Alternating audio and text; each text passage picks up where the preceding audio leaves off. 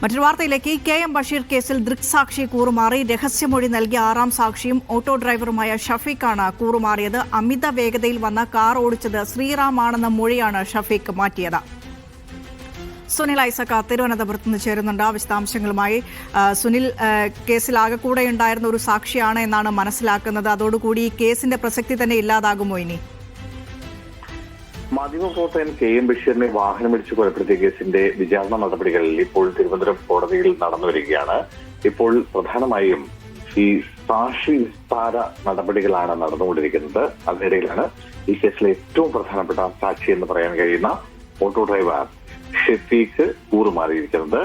അതായത് ഈ മാധ്യമപ്രവർത്തകനായിട്ടുള്ള KM ബഷീറിനെ ഇടിച്ചു തെറിപ്പിച്ച വാഹനം അമിത വേഗതയിൽ വന്നെന്നും ആ കാറ് ഓടിച്ചത് ശ്രീറാം വെങ്കിട്ടരാമൻ IAS ആയിരുന്നുവെന്നും പോലീസിന് മൊഴി നൽകിയത് ഈ തിരുവനന്തപുരം നഗരത്തിൽ ഓട്ടോറിക്ഷ ഓടിച്ചിരിക്കുന്ന ഡ്രൈവർ ഷഫീഖാണ്. അത് അന്ന് പോലീസ് നൽകിയ മൊഴിയായിരുന്നു അത്. പക്ഷേ ആ മൊഴിയാണ് ഇപ്പോൾ കോടതിയിൽ ഈ ഓട്ടോ ഡ്രൈവർ മാറ്റിയിരിക്കുന്നത്. വാഹനം ഓടിച്ചത് ശ്രീറാം ആയിരുന്നു എന്ന് കൃത്യമായി കണ്ടില്ല.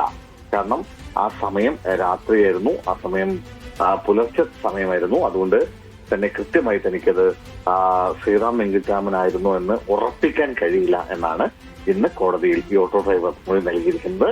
അതായത് ഇയാൾ കൂറുമാറിയതായി, ഈ സാക്ഷി കൂറുമാറിയതായി പ്രഖ്യാപിക്കണമെന്ന് പ്രോസിക്യൂഷൻ കോടതിയെ അറിയിക്കുകയും ചെയ്തിട്ടുണ്ട്. എന്തായാലും ഇന്ന് 2 സാക്ഷികളെയാണ് ഈ കേസുമായി ബന്ധപ്പെട്ട് വിസ്തരിച്ചത്. അതിൽ പ്രധാനപ്പെട്ട സാക്ഷിയാണ് ഇപ്പോൾ കൂറുമാറിയിരിക്കുന്നത്.